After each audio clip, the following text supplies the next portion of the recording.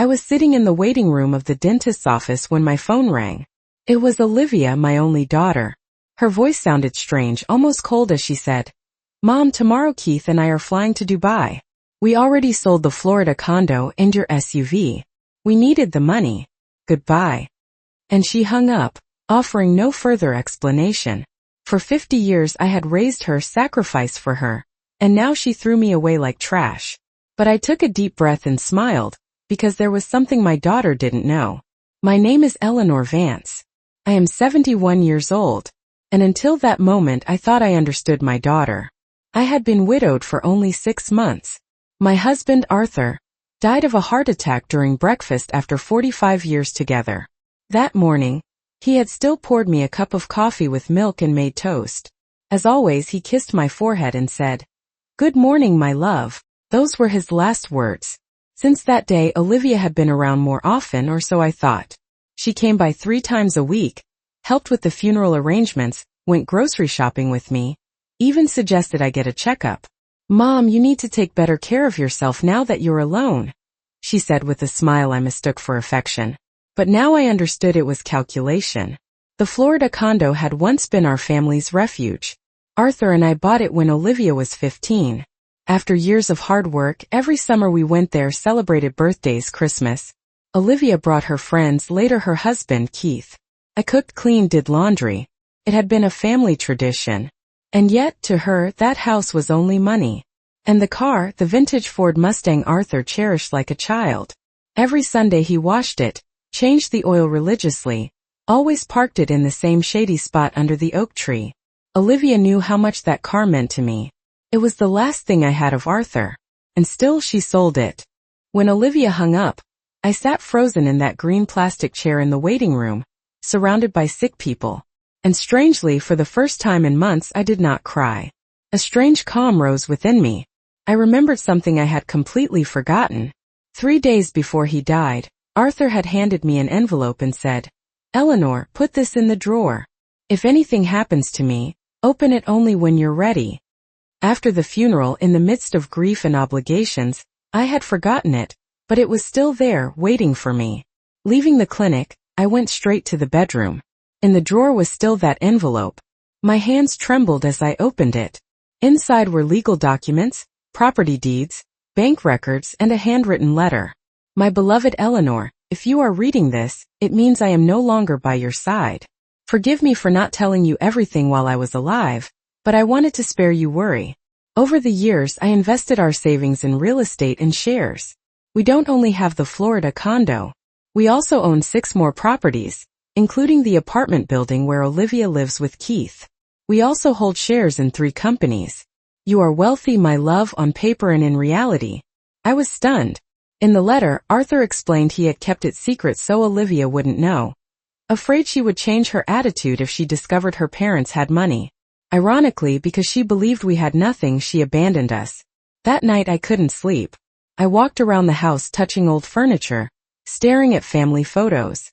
The next morning Olivia called again. Her voice was unusually soft. "Mom, we transferred the money from the condo and the SUV into your account. Not much, but enough to get you by for a few months while you find something smaller. We kept 70%. You get 30%. Fair, right? We're flying this afternoon. 30% of my own property." I replied calmly. "Safe travels, Olivia." When she hung up, I burst out laughing. For the first time since Arthur's death, I laughed. Truly laughed at my daughter's shamelessness and foolishness. That afternoon I looked out the window and saw Olivia and Keith hauling big suitcases into a taxi, giddy like children off on an adventure. Not a single glance back, not even a goodbye. I sat in the kitchen, spread Arthur's documents on the table. I knew what I had to do. I called Douglas Ashton, Arthur's longtime lawyer. He had once told me, "If you ever need, call." And today I truly needed. The new Eleanor rises the next day. I wore the burgundy dress Arthur always said made me look most elegant. In the mirror I saw a strong woman I hadn't seen in years. A new Eleanor had risen. Douglas's office was in the city center. It was an old but elegant building with marble floors and tall windows. Douglas greeted me with a warm smile.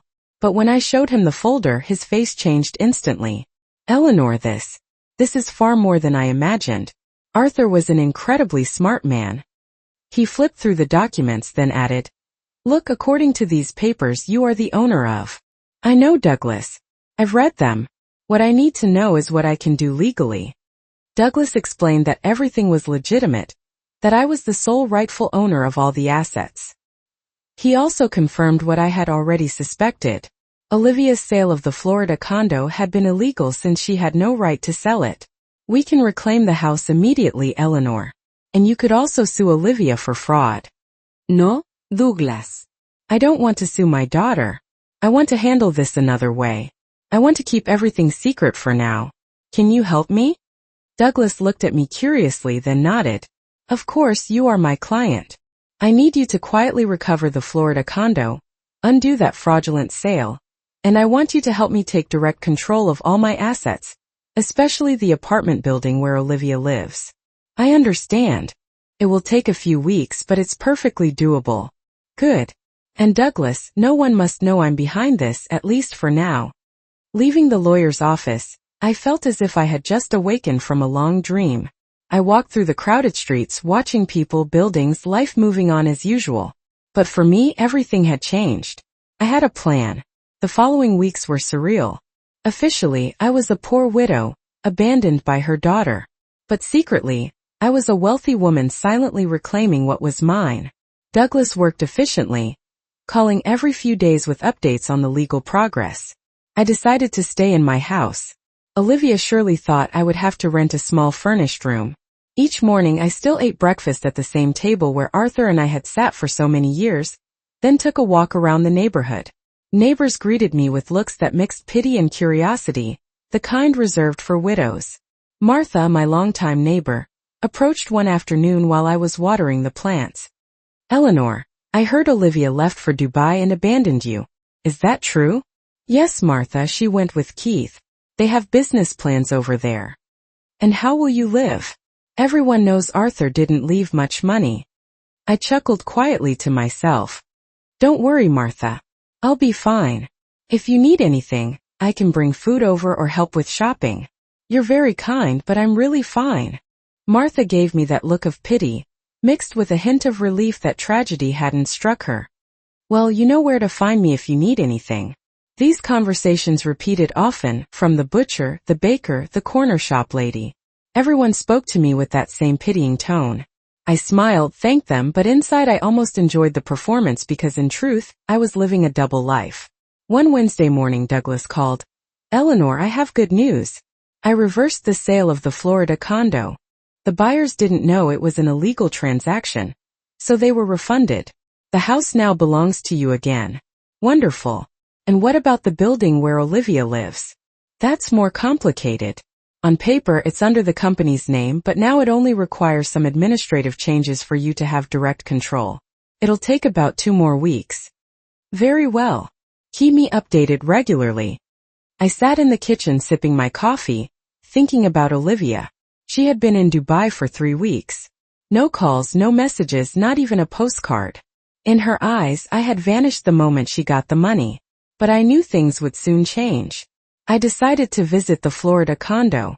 I took the familiar bus ride to the coast, the same route Arthur and I had taken hundreds of times. The house looked exactly the same, small, cream-colored, with a porch facing the sea. I sat by the roadside, quietly watching for an hour. Memories came flooding back. Little Olivia building sandcastles. Arthur grilling fish in the yard. Me preparing salad in the kitchen. Then later years Olivia bringing friends, boyfriends, then Keith. All those memories now reduced to a cold transaction. An elderly man stepped out of the house and noticing me asked, "Are you all right, ma'am?" "I'm fine, just reminiscing." "Did you know the previous owners?" "Yes, I knew them very well." He shook his head. "We heard the old lady was gravely ill and had to sell quickly, but later we found out the contract was not legal, so we had to return the house. We were disappointed, we loved it." I smiled faintly. "As long as you didn't lose your money, that's what matters." On the way home my heart grew heavy. Not just because of the property, but because Olivia had fabricated a story about illness to cover up her deceit. To her, I was no longer a mother, only an obstacle to be removed. That evening I called Douglas again. Douglas, I want you to help me with one more thing. I want Arthur's Mustang back. That'll be harder, Eleanor. The car was under Olivia's name, and she has a power of attorney you signed before. How could that be? Douglas explained. A few months after Arthur's death, I had signed some papers Olivia brought, believing they were just funeral and inheritance procedures. In my grief, I had signed without reading carefully. It turned out one of them was power of attorney. Is there any way to get it back? Possibly, but we'd have to prove you signed under confusion or exploitation. Do it. I want everything returned to me. The eviction notice. In the weeks that followed, I lived two lives. In the mornings I played the poor widow, shopping at the market, chatting with neighbors. In the afternoons I was the woman managing assets, learning about investments, consulting with Douglas. I discovered Arthur was smarter than I ever realized. His investments had been carefully made. Every property generated profit, including the building Olivia lived in.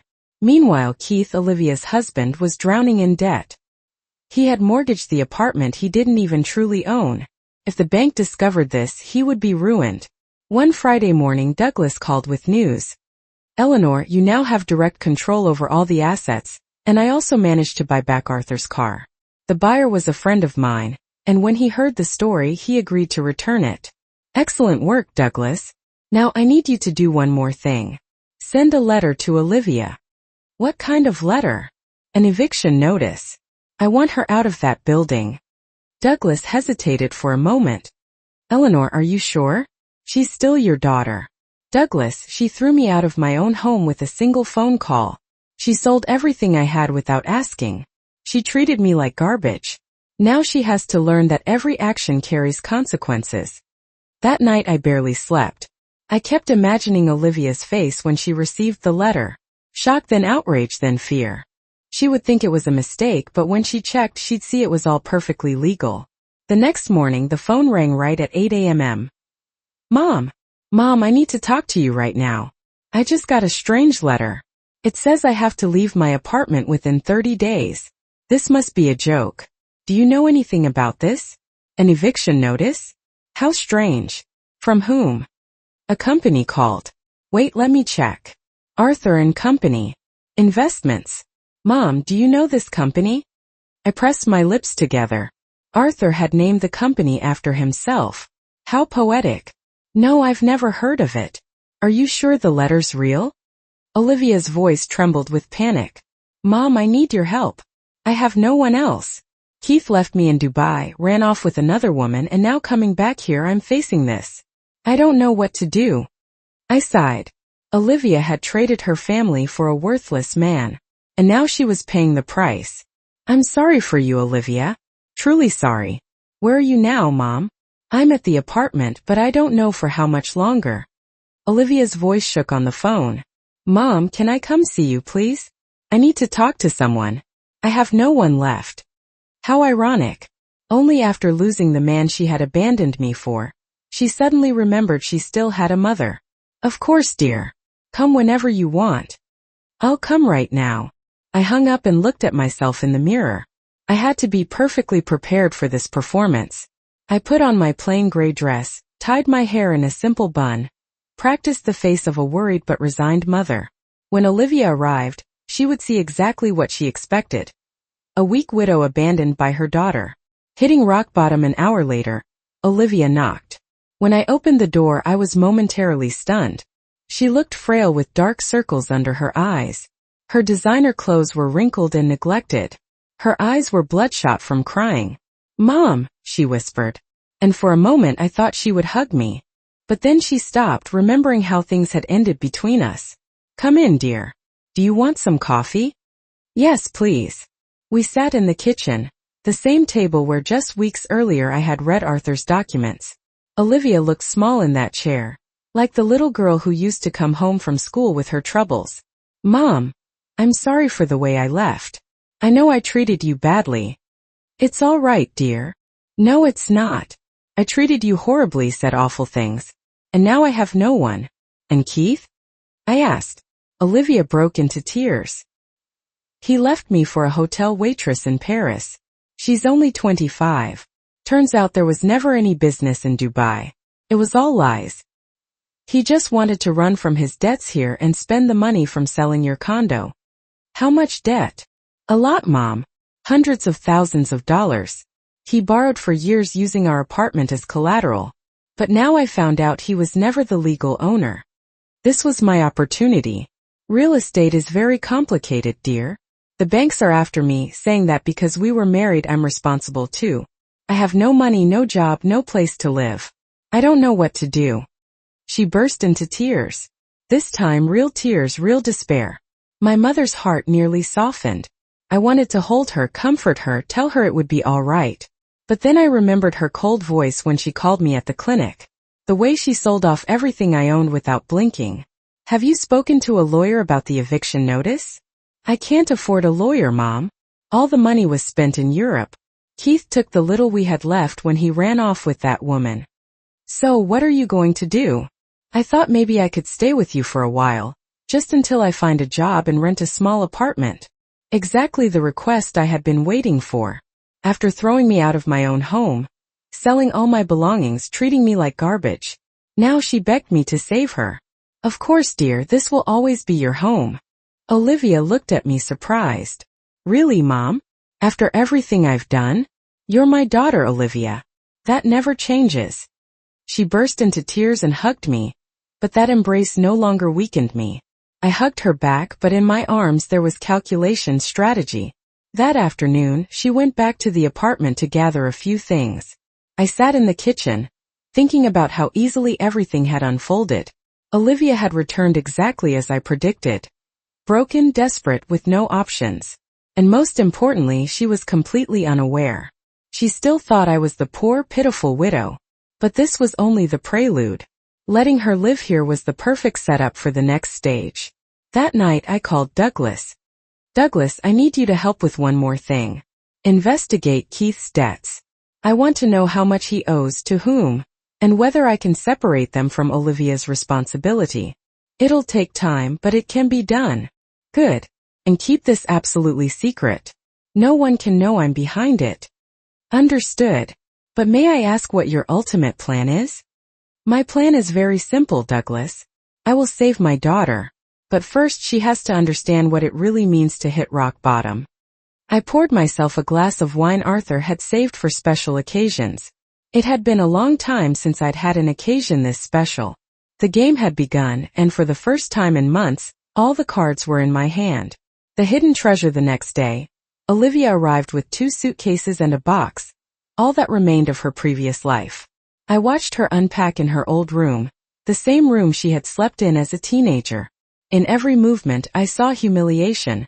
From a luxury apartment, she was now forced back into her childhood bedroom.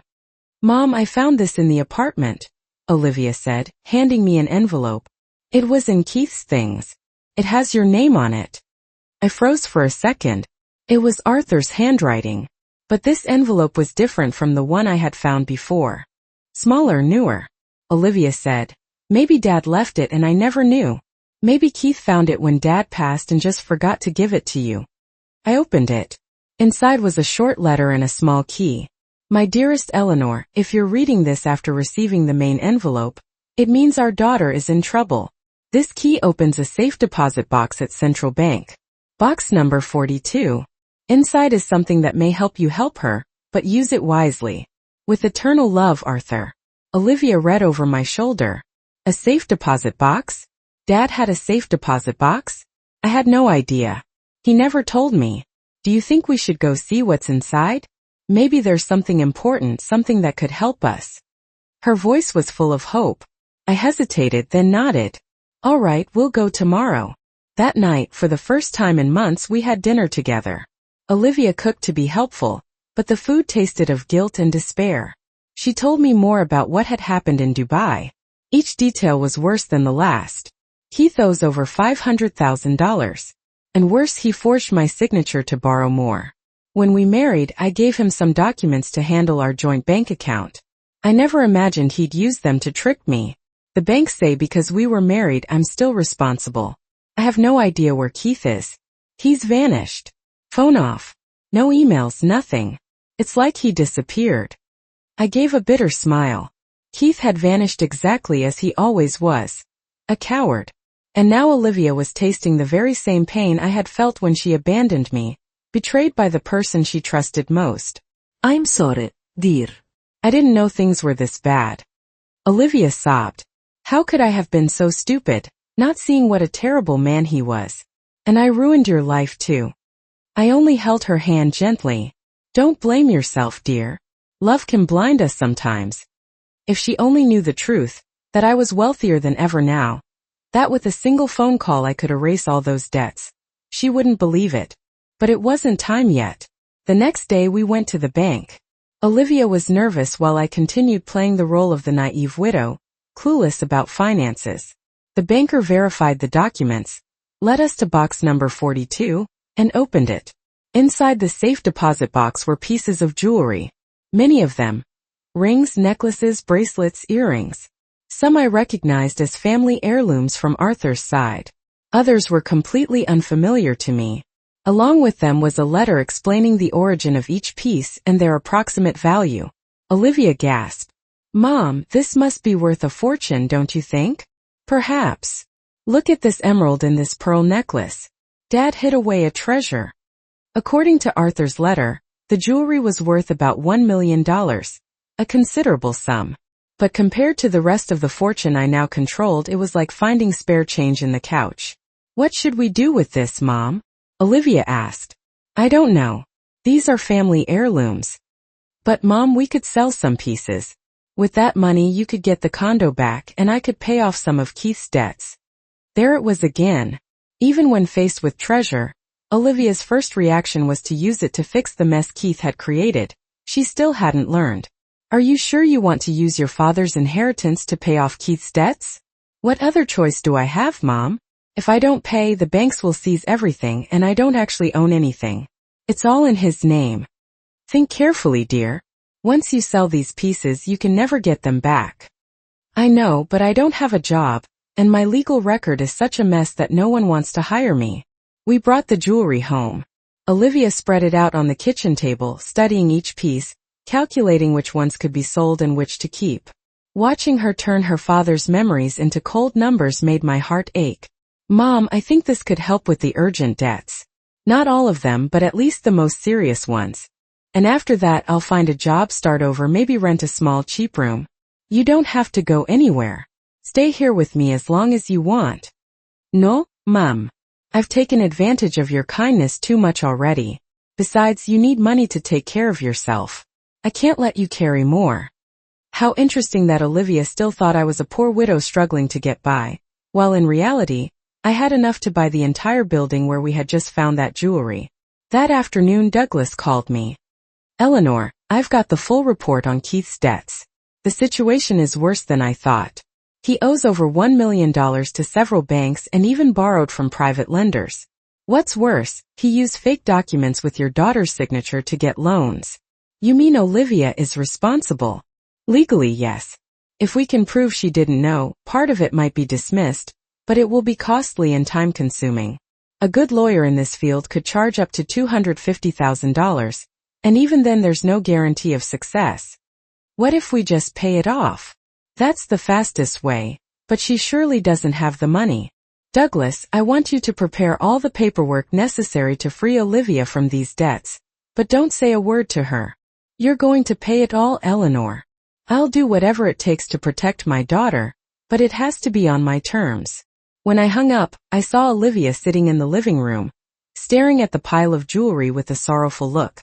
She looked like a child who had broken something precious and didn't know how to fix it. What are you thinking about? I asked. I'm thinking about Dad. About how disappointed he'd be if he saw me ruin my life like this. Your father loved you very much. He would understand. No, Mom. He taught me to live responsibly, to value family, to never be selfish, and I abandoned you to chase after a liar. I sold our family memories for money. I destroyed everything he built. For the first time since she came back, I heard true remorse in her voice. Not just regret over consequences, but an admission that she had failed morally. Everyone makes mistakes, dear. What matters is learning from them. But how do I learn from this, Mom? How do I fix what I've done? That was what I had been waiting for. Olivia was finally ready to face the truth and its consequences. But it wasn't time yet for me to play my final card. She needed to fall just a little further. The real value a few days later, Olivia decided to sell most of the jewelry, keeping only the engagement ring Arthur had given me and a small necklace from her grandmother. I watched her prepare to meet the jeweler, comparing prices, bargaining, painful but necessary for her to understand the true value of choices. "Mom, I sold the jewelry," she reported when she returned, counting the bills on the table. "Less than I expected, but enough to cover the urgent debts. I didn't have another choice." How ironic. She feared losing a house that rightfully belonged to me, paying debts for a man who had abandoned her with money from the very heirlooms Arthur had left behind. That evening, as Olivia sorted through debt papers, Douglas called me. "Eleanor, I have important news. We've located Keith. He's still in Paris, just as your daughter suspected. But he's trying to arrange a fake marriage to get residency papers. And more than that, we have evidence he deliberately forged Olivia's signature to commit fraud. With this evidence, we can free her from all the debts." Perfect. This was the legal escape I needed for Olivia, and she would never know I had arranged it. "Start the process right away, Douglas. But don't tell Olivia until it's all done." I hung up. Olivia looked up. "Who was that, Mom?" "An old lady looking for a neighbor." Wrong number. Lying had become easy now. I was used to this double life. The poor widow in Olivia's eyes and the wealthy woman quietly pulling all the strings behind the scenes. In the next 2 weeks I watched Olivia struggle to adapt to a new life, stretching every dollar for meals, negotiating with creditors, applying for jobs despite a ruined credit record. One afternoon she came home exhausted. "Mom, I went to 3 interviews today. 2 turned me down immediately because of the lawsuits. The 3rd agreed to hire me for night office cleaning. The pay is tiny, but it's something. Are you going to take it?" "Yes, Mom. I don't have any other choice." My daughter, who had lived in comfort for over 40 years, was about to mop office floors at night. My heart ached, but mixed with the pain was pride. She was learning to face life, no longer expecting someone else to save her. One evening, while Olivia went to her first shift, Martha, my longtime neighbor, dropped by. She sipped tea, looked at the family photos on the wall, and asked softly, "Eleanor, did you know Olivia would come back like this?" "What do you mean?" "The day she left, she was arrogant, bragging about her glamorous life in Dubai. Now she's back, broke, cleaning offices, living with you. But I see something different in her. Not just sadness but humility, like she's learned something important." Martha had always been perceptive. "What do you think she's learned?" I asked. "Maybe she's realized the value of what she once took for granted, like having a mother who always loves her." She paused, then looked at me. "Eleanor, let me be honest. When Olivia left you, many thought you'd never forgive her. Yet here you are, opening your arms, giving her a home. Not every mother would do that." I smiled. "She's my daughter, Martha, and that will never change." If Martha knew the full truth, that I had the means to fix all of Olivia's problems, but chose to let her struggle longer to truly learn the lesson, she might see me differently. "Do you think I'm doing the right thing?" I asked. "I think you're doing what a good mother should. But I also think Olivia needs to fully grasp the cost of abandoning you. She has to learn to respect you, not just as a lifeline when she's desperate, but as a strong woman who built a stable life for over 45 years. Martha had struck the very heart of my plan. Yes, my goal wasn't for Olivia to return in desperation, but to return with genuine respect and mature love. That night when Olivia came home, I saw her walk in tired, but with something new in her eyes, self-respect. "How was your first day?" I asked. "Exhausting, Mom, but not as bad as I thought. The other ladies helped me a lot. One of them, Maria, 60 years old, has been cleaning offices for 20 years. She said it's not her dream job, but it gave her independence and dignity." Olivia sighed. She told me there are 2 types of people who end up in this work. Those who never had opportunities and those who had every chance but ruined them. "And what did you say?" I asked. I said I had it all. A loving family, a stable home, even an inheritance.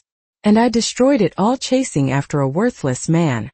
Olivia poured herself some water and sat down at the kitchen table, her voice heavy. Mom, these past days have been the hardest of my life, but also the most important. I've realized what truly matters isn't money or fancy houses. It's the people who stand by you when everything falls apart. Then her voice broke. I abandoned you when you needed me most. I took what Dad left. I treated you terribly. Now all I can do is beg for forgiveness. I forgave you long ago, Olivia, I replied. But I still can't forgive myself. Not until I prove I've truly changed. The next morning Douglas called me. Eleanor, good news.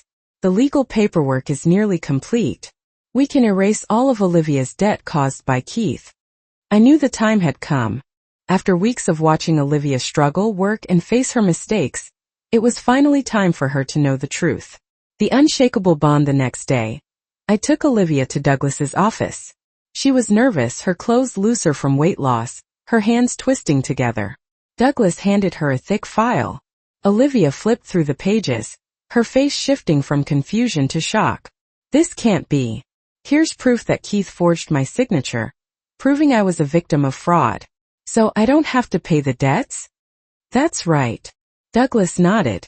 We investigated and found enough evidence. Olivia's voice trembled. But who paid for this investigation?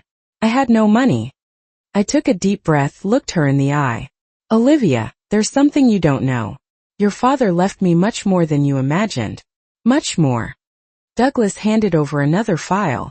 Property deeds, bank accounts, investment certificates, the vast fortune Arthur had quietly built. Olivia read in silence, then looked up, her voice shaking. You own the building where I used to live? You have other properties? Is this all true? Yes. And the Florida condo you sold actually belonged to me. I've already taken it back. Olivia sat stunned, then suddenly asked, How long have you known this? Since the day you called me at the clinic. I knew everything. Watched me cry every night and stayed silent. Yes, because there was something you needed to learn that no other way could teach you. Her tears flowed, but this time not from self-pity. This time from understanding. I pulled her into my arms. I didn't save you with money, but by letting you hit rock bottom so you could learn to stand on your own. Douglas added.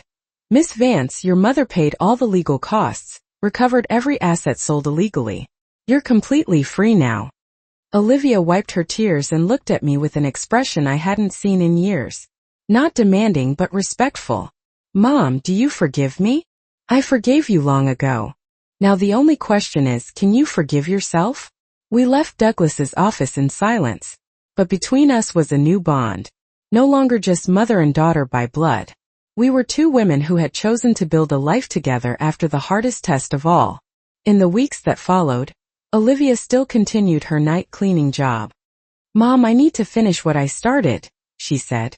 I don't want to slip back into the easy life as if nothing ever happened. I watched her put on her uniform and head out the door. Olivia was no longer the arrogant woman she once was, nor the broken one begging for pity. She had become someone new, stronger, humbler, and finally someone I could truly be proud to call my daughter. Olivia had found dignity in honest work. That afternoon, Martha dropped by as she often did since Olivia's return. She sipped her tea and quietly said, Eleanor, I have to confess something. At first I thought you were too harsh with Olivia. And what do you think now? I asked. Now I think you're the wisest mother I've ever known. Just look at your daughter. Can't you see? Indeed, Olivia sat in the living room studying, a completely different person from the one who had left for Dubai months before. This Olivia radiated inner peace and confidence based on her own effort, not on outward glitter. Martha continued. Yesterday, I saw Olivia at the supermarket. She was buying vegetables for a family she helps through her current job. When I asked why she didn't use the support budget, she said some things can't be measured in numbers. That evening, Olivia and I ate dinner on the porch, a new tradition of ours. Between the sound of clinking plates, she spoke. Mom, I got a strange letter today. From whom? From Keith. My body stiffened. Where did he write from? From prison in France. He was sentenced to 2 years for marriage fraud. In the letter, he says he regrets everything and wants forgiveness. And how do you feel about that? I asked. Honestly, nothing. No anger, no sadness, no desire for revenge. That part of my life feels like it happened decades ago, not months. I won't reply. Not out of hate, but because there's nothing left to say. The woman who married him doesn't exist anymore. I was silent. Olivia had truly grown. A strength born from pain and rising after the fall. Do you know what I learned from all this, Mom? She asked. What, dear? That real love isn't about telling us what we want to hear. Real love teaches us what we need to learn, even if it hurts. Keith only told me what I wanted, but you taught me that true value comes from work, respect, and genuine relationships. That night, after Olivia went to her room, I sat alone under the stars, thinking of Arthur. I had promised to take care of our daughter, and now I knew I had done it right. I hadn't spoiled her with money. I had taught her to stand on her own. The next day was Sunday. For the first time since regaining the Florida condo, we decided to return there. Olivia sat silently for a while as the car pulled up. It looks exactly the same, she whispered. Some things never change, but you're not the same anymore. We walked in. Olivia touched the furniture, studied the family photos on the walls. Mom, I want to apologize especially for this house. I turned all our family memories into a transaction to serve a worthless man. I put my hand on her shoulder. I've already forgiven you. This house holds 40 years of memories. Your father built this porch with his own hands. I planted the garden outside. You learned to swim on this beach. It's all still here. And so is your father. I know. And I know he'd be proud of how you handled everything. We spent the day cooking, cleaning, fixing small details, a ritual of reconnection, not only with the house, but with the values it represented. As the sun set, Olivia sat beside me on the porch looking out at the sea. Mom, I have a proposal. Let's turn this house into a shelter for women escaping domestic violence. A place where they can start over. My heart tightened. Arthur would have loved the idea. That's a beautiful thought, dear. A house becomes a true home when it opens its doors to those in need of love. We returned home with a new project and a changed relationship. No longer just bound by blood. We were two women choosing to build a life together with love, respect, and shared purpose. That night, before sleeping, I whispered to Arthur, "We did it, my love. Our daughter finally understands what truly matters." And for the first time since the day you were gone, I felt an answer deep in my heart. I always knew the two of you would make it. Justice didn't come as revenge, but as growth. And in the end, what you and our daughter gained is more precious than any fortune. A true, unshakable bond that no storm could ever destroy. Sometimes the greatest loss isn't money or property, but losing trust and love within the family. Yet out of that very brokenness, people can learn to rise again, to love in a more mature way, to cherish what once seemed so ordinary. This story reminds us forgiveness doesn't mean forgetting mistakes, but giving each other the chance to grow and change. True love isn't found in pretty words, but in patience, in action, and sometimes in allowing the ones we love to face their own mistakes. And what about you? In your family, what do you believe truly holds everyone together? Material wealth or respect and genuine love? Share your thoughts in the comments so we can talk, learn from one another's experiences, and grow together. And if you'd like to keep walking with me, listening to more heartfelt and meaningful stories like this, don't forget to follow so you won't miss our next journey.